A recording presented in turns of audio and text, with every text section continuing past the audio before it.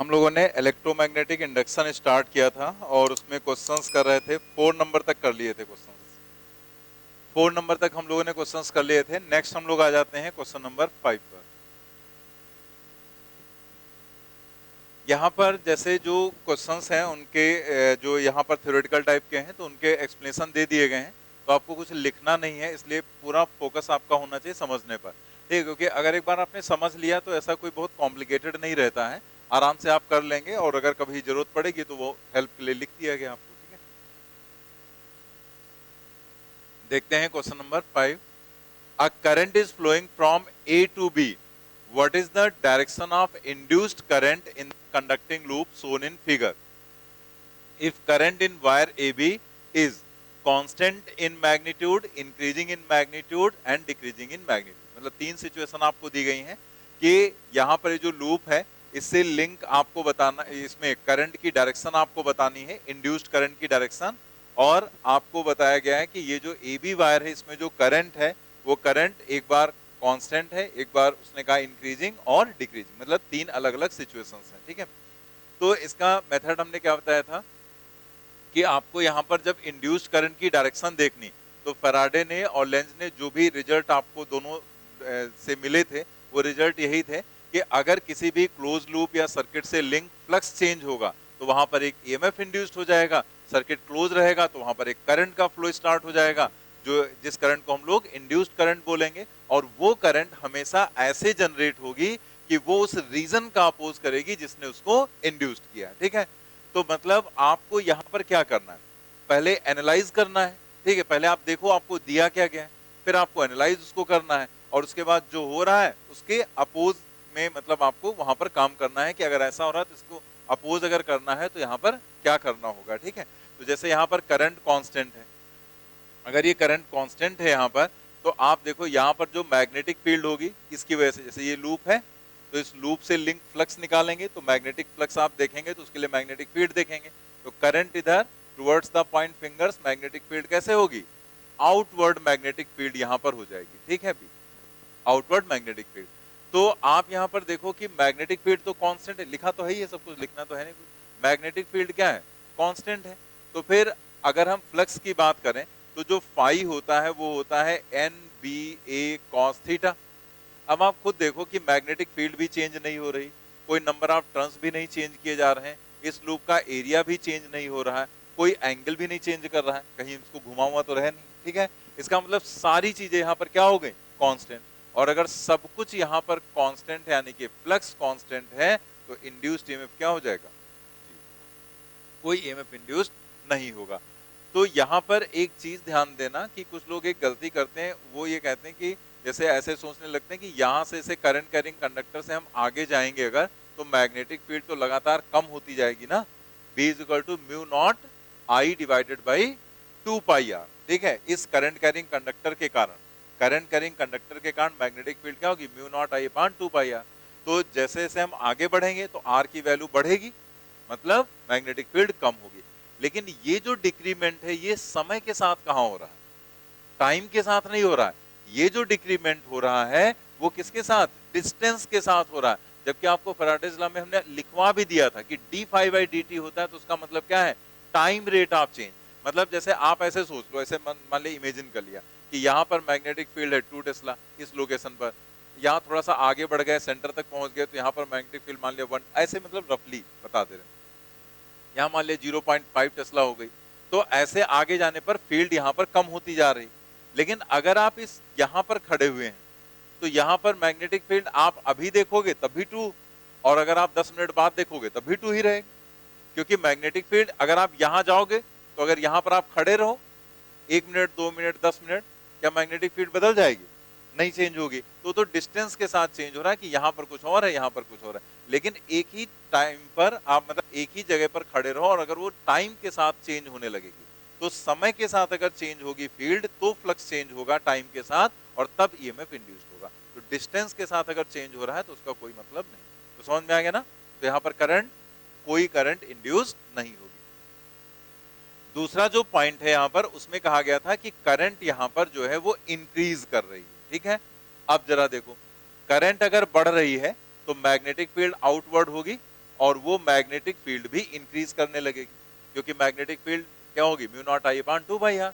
तो अगर यहाँ पर करंट बढ़ रही है तो मैग्नेटिक फील्ड भी बढ़ेगी, मैग्नेटिक फील्ड बढ़ेगी तो इसका मतलब जो फ्लक्स है वो भी इंक्रीज करेगा। भाई एन बी ए कॉस थीटा, अगर मैग्नेटिक फील्ड बढ़ने लगी फ्लक्स बढ़ने लगेगा, और फ्लक्स अगर बढ़ेगा तो ईएमएफ इंड्यूस्ड हो जाएगा। ठीक है, ईएमएफ इंड्यूस्ड हो जाएगा। भाई फ्लक्स बढ़े या घटे, कुल मिला के फ्लक्स का चेंज होना जरूरी है। तो अगर फ्लक्स चेंज होने लगा तो यहाँ पर ईएमएफ इंड्यूस्ड हो जाएगा और करंट फ्लो करना स्टार्ट कर देगी क्लोज लूप में। तो करंट जब फ्लो करेगी तो वो उस रीजन का अपोज करेगी ना जिसने उसको प्रोड्यूस किया। तो रीजन क्या है, मैग्नेटिक फील्ड का बढ़ना, इसी की वजह से तो सब हो रहा है। मैग्नेटिक फील्ड बढ़ी तो फ्लक्स बढ़ा, फ्लक्स चेंज हुआ तो ईएमएफ इंड्यूस्ड हुआ, करंट फ्लो करी। तो करंट इस रीजन का अपोज करेगी। करंट क्या करेगी, इस मैग्नेटिक फील्ड को कम करना चाहेगी। भाई मैग्नेटिक फील्ड बढ़ रही तो वो क्या करेगी, अपोज करने का मतलब क्या है, उसे कम करना चाहेगी। तो मैग्नेटिक फील्ड को अगर कम करना है, जैसे मान लिया यहाँ पर ऐसे मैग्नेटिक फील्ड दिखा दी गई, ठीक है, इस तरीके से मैग्नेटिक फील्ड यहाँ पर शो कर दी गई। अब इस मैग्नेटिक फील्ड को आपको रिड्यूस करना है, तो अगर कम करना है तो हम ऐसे थोड़े कहें लो कम हो गई, ठीक है, मिटा दिया इतना, ठीक है, तो ऐसे थोड़े कम कर देंगे। मैग्नेटिक फील्ड जो है वो तो वहां रहेगी, तो अगर आपको कम करना है तो क्या करोगे, अपोजिट फील्ड जनरेट कर दो ना, वहां पर जितनी फील्ड है उसके अपोजिट फील्ड वहां पर जनरेट कर दो। तो अगर हम यहाँ पर क्रॉस में मैग्नेटिक फील्ड जनरेट कर दें तो कम हो गई, और अगर बढ़ाना होता तो उसी डायरेक्शन में डॉट में आप जनरेट कर देते। तो कम करना है आपको तो आप उसके अगेंस्ट मैग्नेटिक फील्ड जनरेट करोगे। तो आप ये देखो फील्ड है कैसे, आउटवर्ड, तो कम करने के लिए आपको इनवर्ड जनरेट करनी। तो आप इसमें करते क्या हो, आप वहां पर करंट की डायरेक्शन देखना शुरू कर देते हो। तो करंट नहीं देखो, आप ये देखो कि आपको मैग्नेटिक फील्ड किधर रखनी है, इनवर्ड रखनी ना, तो आप थंब इनवर्ड रखो, क्योंकि मैग्नेटिक फील्ड को यही रिप्रेजेंट करेगा ना जब आप ये कर्लिंग वाला रूल अप्लाई करोगे।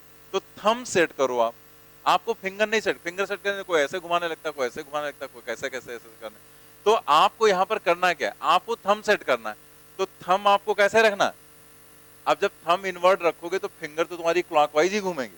अच्छा, तो थंब इनवर्ट है, फिंगर उल्टा घुमा रहे हैं, तो पीछे तो घूमेंगे नहीं फिंगर, फिंगर आगे घूमेंगे तो फिंगर ऑटोमेटिकली घूम जाएंगी आपकी। इसका मतलब यहाँ पर करंट कैसे हो जाएगी, अगर आपको इनवर्ट मैग्नेटिक फील्ड जनरेट करना तो करंट कैसे, क्लॉकवाइज। ठीक है, तो यहाँ पर देखो आंसर में क्या लिखा हुआ है, क्लॉकवाइज डायरेक्शन। ठीक है, तो ये करंट क्लॉकवाइज डायरेक्शन में इंड्यूस्ड होगी अगर यहाँ करंट बढ़ रही है तो। लेकिन अगला केस देखो, उसने डिक्रीज करने की बात कही कि अगर ये करंट डिक्रीज करेगी तो उसी का सब उल्टा हो जाएगा। अगर ये करंट घटने लगी तो यहाँ पर जो मैग्नेटिक फील्ड है आउटवर्ड ही है, आउटवर्ड ही है ना, तो ये मैग्नेटिक फील्ड अब की बार बढ़ेगी नहीं, अब की बार करंट घट रही तो मैग्नेटिक फील्ड भी कम होगी। और मैग्नेटिक फील्ड अगर यहाँ पर कम हो रही है, ठीक है, तो फ्लक्स भी कम होगा, और कुल मिला के फ्लक्स अगर चेंज होने लगा तो ईएमएफ इंड्यूस्ड हो जाएगा, करंट फ्लो करेगी। तो अब की बार फ्लक्स घट रहा है, करंट इंड्यूस्ड होगी, लेकिन वो इस रीजन का अपोज करेगी, उसको घटने से रोकना है, उसको उसको बढ़ाने की कोशिश करेगी।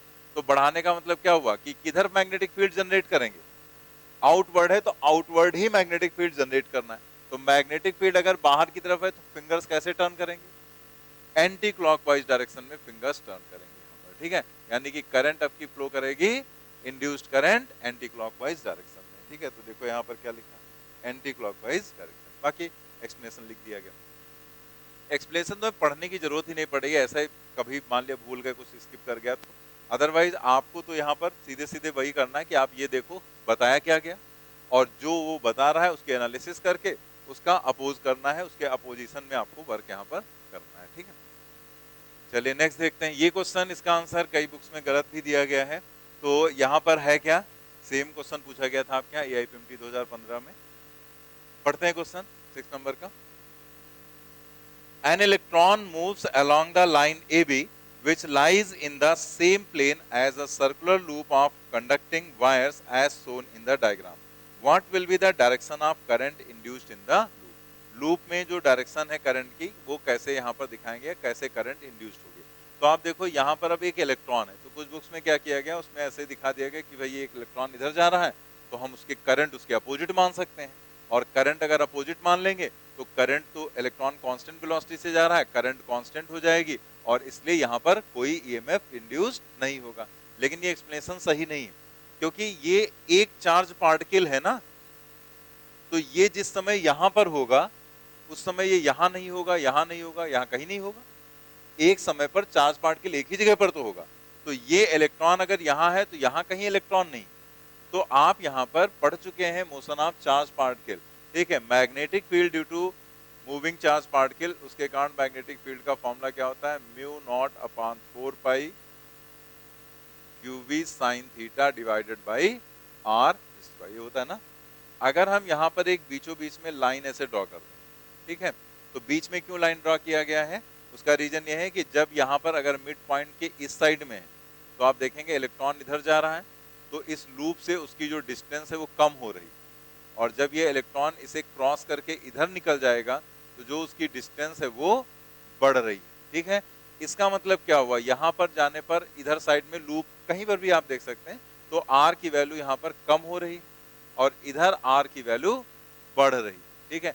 दैट मीन्स यहाँ पर अगर हम मैग्नेटिक फील्ड देखेंगे तो आर की वैल्यू अगर कम होगी तो मैग्नेटिक फील्ड बढ़ेगी, और यहाँ आर की वैल्यू बढ़ेगी तो मैग्नेटिक फील्ड कम हो जाएगी, ठीक है। तो जरा बताओ यहाँ पर मैग्नेटिक फील्ड, इसकी वजह से यहाँ पर मैग्नेटिक फील्ड कैसे होगी, इनवर्ड या आउटवर्ड, कैसे होगी? तुमसे कहा था सबसे खतरनाक पार्टिकल कौन सा है? हाँ, जो इलेक्ट्रॉन हो तो ऐसे मुंह नहीं खोलना है, ठीक है, पहले देखना है कि वहां पर हो क्या रहा है। तो इलेक्ट्रॉन के केस में आप थोड़ा सा अलर्ट रहो ना, तुरंत गलत कराएगा क्वेश्चन। तो इलेक्ट्रॉन नेगेटिव चार्ज पार्टिकल होता है ना, तो इसका मतलब इलेक्ट्रॉन की वजह से अगर हम मैग्नेटिक फील्ड देखें तो वैसे यदि प्लस होता तो मैग्नेटिक फील्ड होती बाहर, लेकिन इलेक्ट्रॉन तो माइनस चार्ज होता है, तो निगेटिव चार्ज होने की वजह से यहाँ पर जो मैग्नेटिक फील्ड होगी वो अपोजिट होगी, तो बाहर नहीं अंदर की तरफ मैग्नेटिक फील्ड होगी यहाँ पर, ठीक है। और अगर आप लेफ्ट हैंड से निकालेंगे तो डायरेक्ट आ जाएगा। ऐसे यहाँ पर देखो, इधर इलेक्ट्रॉन जा रहा है towards the point finger, magnetic field inward, तो मैग्नेटिक फील्ड यहाँ पर इनटू द प्लेन रहेगी। अब आप देखो ये मैग्नेटिक फील्ड जो यहाँ पर है, इस पर इफेक्ट क्या पड़ेगा, अगर हम इस साइड में, मतलब ये जो लाइन हमने यहाँ पर ड्रॉ की है बीच में, ठीक है, इस लाइन के इधर साइड में है, तो ये कॉन्सेप्ट हो रहा, उधर है वो कॉन्सेप्ट हो रहा, तो करंट जो भी इंड्यूस्ड होगी वो इस रीजन का अपोज करेगी। तो यहाँ पर अगर आप देखो तो अगर इस साइड की बात करें तो मैग्नेटिक फील्ड बढ़ेगी, तो मैग्नेटिक फील्ड अगर बढ़ेगी तो फ्लक्स बढ़ेगा, यानी कि जो भी करंट इंड्यूस्ड होगी वो उस फ्लक्स को कम करना चाहेगी, यानी कि मैग्नेटिक फील्ड को कम करना चाहेगी। तो इसका मतलब अगर यहाँ इनवर्ड है तो कम करने के लिए आउटवर्ड आपको यहाँ पर फील्ड जनरेट करना है, तो आप थंब आउटवर्ड रख लो। तो अगर आप आउटवर्ड रखेंगे तो फिंगर्स कैसे घूमेंगी, एंटी क्लॉकवाइज, यानी कि जो करंट यहाँ पर इंड्यूस्ड होगी वो एंटी क्लॉकवाइज। लेकिन जैसे ही इसको क्रॉस करके इधर जाएगा मैग्नेटिक फील्ड कम होने लगी, मैग्नेटिक फील्ड कम होगी तो करंट इसको बढ़ाना चाहेगी, और करंट इसको अगर बढ़ाना चाहेगी मैग्नेटिक फील्ड को, तो बढ़ाने का मतलब जिधर है उधर ही थंब आपको रखना है। तो थंब आप ऐसे रखेंगे तो फिंगर्स कैसे घूमेंगी, क्लॉकवाइज घूमेंगी फिंगर्स, ठीक है। तो यहाँ पर जो करंट इंड्यूस्ड होगी वो फिर क्लॉकवाइज, यानी कि करंट अपनी डायरेक्शन को चेंज कर लेगी, ठीक है, करंट अपनी डायरेक्शन को चेंज करेगी। जैसे ही इलेक्ट्रॉन इसको पास करके निकलेगा आगे की तरफ, करंट अपनी डायरेक्शन को एंटी क्लॉकवाइज से क्या कर लेगी, क्लॉकवाइज। तो वही इसका आंसर देखो निकाला गया, induced current I in the loop will be first anti-clockwise and will change direction, that is will become clockwise as the electron passes by, जैसे इलेक्ट्रॉन इसको पास करके जाएगा, ठीक है। तो ये यहाँ पर क्लियर हो गया ना कि करंट यहाँ पर एक ही डायरेक्शन में नहीं रहेगी बल्कि करंट अपनी डायरेक्शन को चेंज करेगी। सेम क्वेश्चन आपके यहाँ पूछा जा सकता है, ठीक है। क्वेश्चन देखो पूरे चैप्टर से तमाम सारी चीजें पढ़ते हैं, पूछा कहीं से भी जा सकता है। अब 2023 का क्वेश्चन देख लो कितना आसान यहाँ से पूछा गया था। कौन सा क्वेश्चन पूछा गया था पता है, जो आपको बताया गया था कि किसी भी क्लोज्ड सरफेस से लिंक मैग्नेटिक फ्लक्स क्या होता है,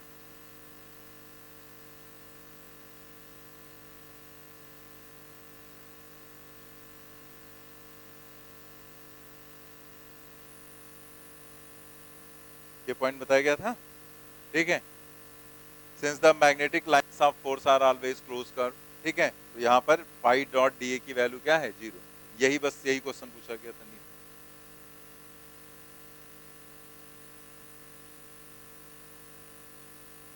ठीक है, ऐसे उसने 4 ऑप्शंस बना दिए थे कि क्लोज सरफेस से लिंक मैग्नेटिक फ्लक्स, यही क्वेश्चन ही था इधर, ठीक है, पूरे 4 नंबर मिले थे। तो क्वेश्चन कहीं से कुछ भी पूछा जा सकता है, तो हमेशा प्रिपेयर रहो पूरे चैप्टर में कि कहां से क्या आएगा, ये किसी को नहीं पता। तो ये क्लियर हो गया ना। नेक्स्ट देखते हैं, situation is shown in figure, find induced current in conducting loop. आप देखो यहाँ पर क्या दिखाया गया, एक करंट यहाँ पर कांस्टेंट करंट फ्लो कर रही और एक यहाँ पर लूप रखा गया और लूप इधर की तरफ मूव करा, मूविंग अवे फ्रॉम वायर। तो आप पहले ये बताओ कि अगर ये ना मूव कर रहा होता, वेलोसिटी 0 होती, तो इसमें करंट किस डायरेक्शन में इंड्यूस्ड होती या नहीं होती? होती ही नहीं, जैसे भी पीछे वाला क्वेश्चन था ना, एक करंट वहां पर पहले केस में कांस्टेंट था ना, इसके मतलब इलेक्ट्रॉन वाले से पहले वाला जो क्वेश्चन था 5 नंबर का, तो उसमें करंट क्या थी, कांस्टेंट थी। तो कांस्टेंट करंट थी तो कोई यहाँ पर ईएमएफ इंड्यूस नहीं हुआ, कोई करंट फ्लो नहीं की। तो अगर यहाँ पर वेलोसिटी 0 हो जाती तब तो फिर वही क्वेश्चन बन जाता। लेकिन यहाँ पर उसने क्या किया, करंट को तो कांस्टेंट कर दिया लेकिन लूप को मूव करा दिया। अब जब लूप आगे जाएगा तो आप ये सोचो कि यहां से अगर इस वायर से हम r डिस्टेंस पर मैग्नेटिक फील्ड निकालें तो वो मैग्नेटिक फील्ड हो जाएगी mu nought I divided by 2 pi R. जैसे जैसे हम आगे की तरफ बढ़ेंगे इस वायर से दूर जाएंगे, ठीक है, मतलब जैसे जैसे r की वैल्यू बढ़ेगी मैग्नेटिक फील्ड कम होती चली जाएगी। तो इसका मतलब आप ऐसे समझाने के लिए हम ऐसे बना रहे हैं कि जैसे यहां पर मान लो मैग्नेटिक फील्ड नजदीक है, बहुत ज्यादा है, फिर आगे जाने पर मैग्नेटिक फील्ड कम होने लगेगी और आगे जाएंगे मैग्नेटिक फील्ड और कम होती चली जाएगी। तो मैग्नेटिक फील्ड लगातार यहां पर क्या होगी, रिड्यूस करेगी, ठीक है, लगातार मैग्नेटिक फील्ड कम होती जाएगी। मैग्नेटिक फील्ड है तो अंदर है ना, करंट इधर towards the point finger, magnetic field inward. तो आप ऐसे सोचो कि जैसे जैसे आप आर के साथ आगे बढ़ोगे मैग्नेटिक फील्ड कम होती चली जा रही। तो मैग्नेटिक फील्ड अगर कम हो रही तो इसका मतलब हम कह सकते हैं कि ये जो लूप है वो हाई मैग्नेटिक फील्ड से लो मैग्नेटिक फील्ड की तरफ जा रहा है। तो अगर ये लूप हाई मैग्नेटिक फील्ड से लो मैग्नेटिक फील्ड की तरफ जा रहा है तो इसका मतलब इससे लिंक जो मैग्नेटिक फ्लक्स है वो भी तो कम होगा, रिड्यूस करेगा। तो अगर मैग्नेटिक फ्लक्स यहां पर रिड्यूस करेगा तो जो भी करंट इसमें इंड्यूस्ड होगी वो उसका अपोज करने के लिए उस फ्लक्स को बढ़ाना चाहेगी। अब अगर आपको यहां पर बढ़ाना है तो थंब किधर रखोगे, इनवर्ड। बढ़ाने का मतलब ये नहीं कि आउटवर्ड और घटाने का मतलब इनवर्ड। बढ़ाने का मतलब जैसी फील्ड है वैसा ही आपको उसी डायरेक्शन में थंब रखना है। तो फील्ड इनवर्ड है, ठीक है, तो थंब हम रखेंगे इनवर्ड क्योंकि हमें बढ़ाना है। अगर घटाना होता तो हम आउटवर्ड रखते, लेकिन हमें बढ़ाना। जैसे यही क्वेश्चन हम बदल दें, इसको लूप को इधर रख के इधर की तरफ मूव करा दें तो उल्टा हो जाएगा ना। फिर ये लो से हाई की तरफ आएगा और लो से हाई की तरफ आएगा तो फ्लक्स बढ़ेगा तो करंट उसको घटाना चाहेगी। लेकिन यहाँ पर क्या है, वो हाई से लो की तरफ जा रहा है, ठीक है, तो यहाँ पर फ्लक्स घटेगा यानी कि करंट उस फ्लक्स को बढ़ाना चाहेगी। तो बढ़ाने का मतलब वो फील्ड को बढ़ाएगी। तो फील्ड बढ़ाना है उसे, तो फील्ड की डायरेक्शन में ही थंब रहेगा। तो फिंगर्स कैसे घूमेंगे, क्लॉकवाइज डायरेक्शन में, यानी कि यहाँ पर जो करंट इंड्यूस्ड होगी वो क्लॉकवाइज डायरेक्शन में होगी। तो induced current in the loop will be clockwise, ठीक है। तो इस तरीके से यहाँ पर आपको ध्यान देना है। नेक्स्ट हम लोग यहाँ पर देखते हैं, मतलब हर एक केस में बस आपको जो भी ये क्वेश्चंस बताए जा रहे हैं उसमें ये याद रखो कि जो कुछ भी हो रहा है उसका यहाँ पर अपोज करना है बस, ठीक है, और कुछ नहीं आपको करना है। जो भी हो रहा है उसके एनालिसिस करना है, उसका अपोज करना है, ठीक। सीधा सीधा सा एक कॉन्सेप्ट है। जैसे ये तो हम लोग प्रैक्टिकल लाइफ में भी यही तो करते हैं। प्रैक्टिकल लाइफ में जैसे हम तुमसे कहते हैं कि भैया क्लास करो एकदम रेगुलर, ठीक है, तो तुम्हारे दिमाग में तुरंत जैसे रेगुलर रेगुलर रोज कहते रहते हैं, फिर भी देखो कंडीशन क्या, ठीक है, तो यही रेगुलरिटी दिख रही ना, तब भी लोग क्लास छोड़ देते हैं। जैसे कहते हैं बेटा क्लास में एकदम कंसंट्रेट होकर पढ़ो, नहीं पढ़ेंगे क्या कर लोगे, ठीक है। टेस्ट दो रेगुलर, कितने लोग टेस्ट दे रहे हैं, सब कुछ पता ही है, तो टेस्ट भी नहीं देते हैं, ठीक है, क्योंकि जो बताओ उसका अपोज करना है। क्योंकि प्यार मोहब्बत के चक्कर में मत पढ़ना, नहीं पढ़ेंगे, ठीक है, बिल्कुल पढ़ेंगे। आपने मना कैसे कर दिया, अब तो जरूर पढ़ेंगे, आज ही पढ़ते हैं जाके, ठीक है। तो जो कहो उसका अपोज ही करना है, ठीक है। तो जो ये ह्यूमन नेचर है ना, बस वही यहाँ अप्लाई करना है। अगर ये दिमाग पे रखोगे एकदम सब कुछ आराम से क्वेश्चन हो जाएगा। मतलब आपको 3 स्टेप करने हैं जो कहा गया। उसकी हमें करना है एनालिसिस कि इन्होंने कहा क्या है, और उसके बाद उसका अपोज करना है, उसका उल्टा करना, बस 3 स्टेप में सारा क्वेश्चन हो जाएगा। आपको भी क्वेश्चन करो, यही आपको अप्लाई करना है। पहले देखो वो कह क्या रहा है, फिर आपको उसकी एनालिसिस करनी है कि अच्छा ये जो कह रहा है उसका क्या रिजल्ट निकल रहा है, और बस जो रिजल्ट निकले उसका अपोज करो, बस यही इतना काम करना रहता है सारे क्वेश्चंस में, एक ही चीज। रिजल्ट का मत पूछो भाई, रिजल्ट में तो कुछ भी हो सकता है, यहां पर रिजल्ट आपका सही आएगा। हाँ, वहां का वो डिपेंड करता है तुम्हारे पर, कुछ भी हो सकता है। जैसे मैं जब बहुत छोटा था तो मेरे पापा ने हमको दिया, उनके पास पारा रखा था, किसी कारण से रखा हुआ था, ठीक है, तो मतलब पारा जानते हो ना भाई, मरकरी, ठीक है, तो मरकरी रखा हुआ था, तो वो उसमें एक सीसी में था छोटी सी, तो उन्होंने कहा जाओ ले जाओ और इसमें थोड़ा सा पानी भर लो, यहाँ तक निशान बता दिया उन्होंने, ठीक है, तो मैं अपना चला गया। अच्छा, कहा निकालना नहीं, इसको बाहर नहीं निकालना, बस फिर क्या फिर क्या था, फिर तो उसको निकालना मस्ट हो गया।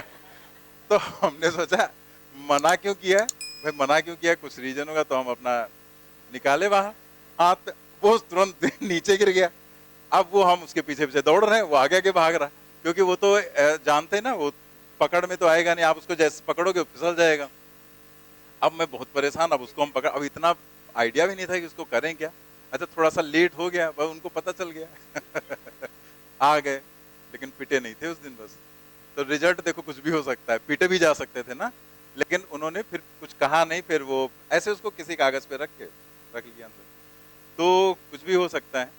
तो कुल मिला के कॉन्सेप्ट यही है, आंसर निकालने के लिए बस इतना अप्लाई करना है, जो कहा गया एनालिसिस करो और अपोज करो, बस। चलो हम लोग देखते हैं next question, question number 8। Conducting wire PQ is moving in magnetic field B, I the induced current. अब देखो उसने क्वेश्चन में यहाँ पर एक चेंज कर दिया। उसने अभी तक जैसे हम क्वेश्चन में देख रहे थे कि इंड्यूस्ड करंट किस डायरेक्शन में होगी, अब कि उसने उल्टा थोड़ा सा कर दिया। उसने कहा I जो है वो क्या है, इंड्यूस्ड करंट है, मतलब इंड्यूस्ड करंट उसने पहले से ही आपको दे दिया, और पूछा क्या, find the direction of magnetic field. मतलब ये जो मैग्नेटिक फील्ड है ये पहले की मैग्नेटिक फील्ड है। Conducting wire PQ is moving in magnetic field B, तो एक यहां पर कोई मैग्नेटिक फील्ड होगी, और उस मैग्नेटिक फील्ड में ये कंडक्टिंग वायर मूव कर रहा था। तो इस कंडक्टिंग वायर में जो करंट इंड्यूस्ड हुई है वो कैसी इंड्यूस्ड हुई है, एंटी क्लॉकवाइज। करंट ये इंड्यूस्ड हुई, तो ये करंट ऐसे तो जाएगी, उधर तो जाएगी नहीं, उधर तो ओपन सर्किट है, तो ये करंट ऐसे यहां पर फ्लो करेगी। अब आप सोचो ये करंट यहां पर ऐसे फ्लो की है, तो यहां पर जो हो रहा है उसका अपोज करने के लिए इसने खुद को इंड्यूस किया। तो पहले हमने यहां पर देखा हुआ क्या है, पहले जैसे अभी हमने क्या बताया कि पहले ये देखो हो क्या रहा है, तो यहां पर क्या हो रहा है, यहां पर एक इंड्यूस्ड करंट है जो एंटी क्लॉकवाइज डायरेक्शन में प्रोड्यूस हुई है। मतलब जो करंट है उसकी वजह से अगर हम मैग्नेटिक फील्ड देखें, तो वो मैग्नेटिक फील्ड, करंट अगर ऐसे है तो मैग्नेटिक फील्ड कैसे होगी, आउटवर्ड। तो इस करंट की जो मैग्नेटिक फील्ड है वो मैग्नेटिक फील्ड ऐसे, ठीक है, मतलब इस करंट ने यहां पर एक ऐसी मैग्नेटिक फील्ड इंड्यूस की, लेकिन इसने तो जो भी किया होगा, जो हो रहा होगा उसका अपोज करने के लिए खुद को इंड्यूस किया। तो हम उसकी एनालिसिस कर रहे हैं कि हो क्या रहा है। वो यहां पर ये रहा है कि अगर हम फ्लक्स की बात करें तो वो होता है BA cos थीटा।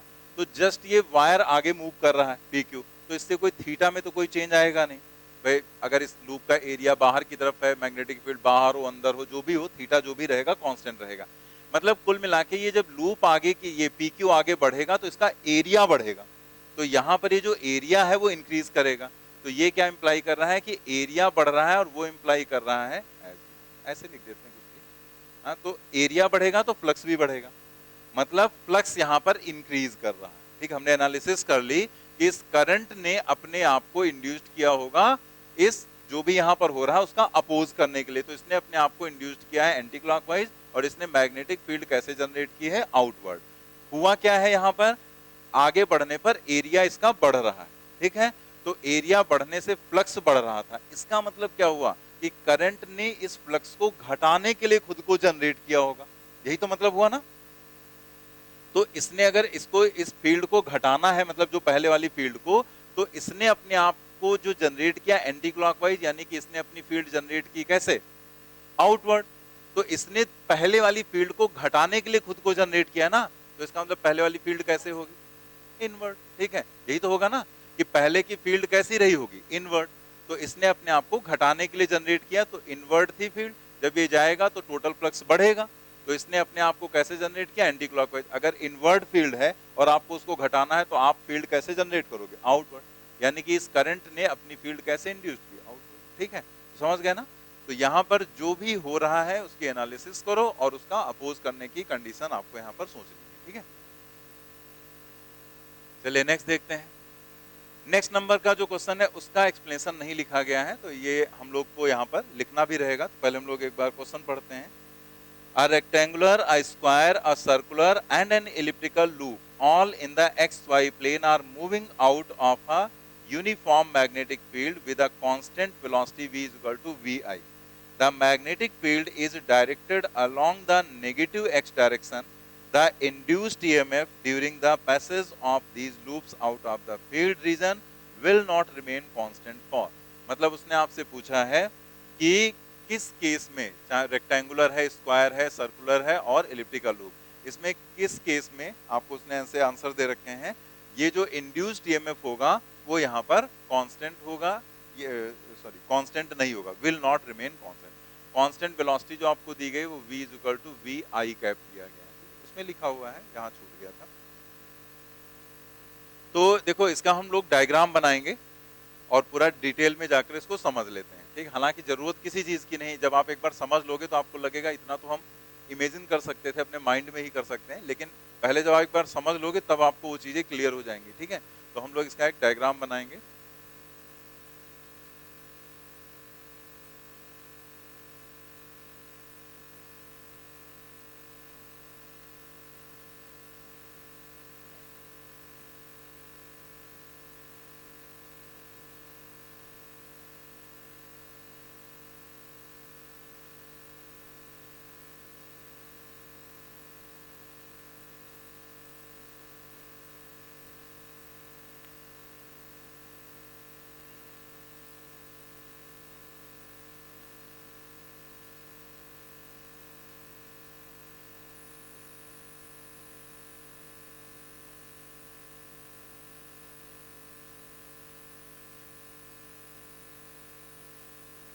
यहाँ पर मैग्नेटिक फील्ड जो है वो उसने कहा है माइनस जेड डायरेक्शन में, ठीक है। तो आप यहाँ पर देखो कि हम ऐसे यहाँ पर इमेजिन कर रहे हैं, जैसे ये एक्स एक्सिस हो गई और ये हो गई वाई एक्सिस, ठीक है। तो जो जेड डायरेक्शन है वो इसकी परपेंडिकुलर हो जाएगी, ये जेड हो जाएगा, तो जेड इधर हो गया, माइनस जेड अंदर की तरफ हो गया, तो माइनस जेड में उसने मैग्नेटिक फील्ड दिया है और एक्स डायरेक्शन में वेलोसिटी दी। अब 4 लूप वहां पर उसने दिए हैं, ठीक है। तो चारों लूप में क्या क्या है वहां पर, एक है रेक्टेंगुलर, एक है स्क्वायर और फिर सर्कुलर है और फिर एलिप्टिकल है। तो पहले हम रेक्टेंगुलर लूप यहाँ पर दिखाते हैं। तो रेक्टेंगुलर लूप इस तरह से हमने दिखा दिया यहाँ पर, ठीक है, ये रेक्टेंगुलर लूप हो गया। फिर एक स्क्वायर लूप आपको दिखाना है, सारी चीजें बराबर लेंथ विड्थ, ठीक है, स्क्वायर हो गया। फिर एक हमें दिखाना है सर्कुलर लूप और फिर हमें दिखाना है एलिप्टिकल लूप, ठीक है। चारों लूप हो गए और ये चारों लूप यहाँ पर एक्स डायरेक्शन में मूव कर रहे हैं, तो इधर इसकी वेलोसिटी हमने ऐसे दिखा दी।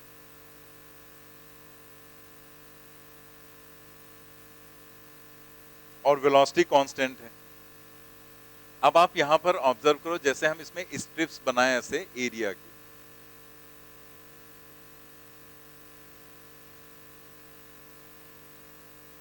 ऐसे मतलब ऐसे पूरे में बना सकते हैं ना, जितने बना लिए समझ में आ जाएगा। उतनी ही थिकनेस की स्ट्रिप नीचे भी बनानी, ऐसे सब में बनाना है आपको, ऐसे बना डालो डायग्राम।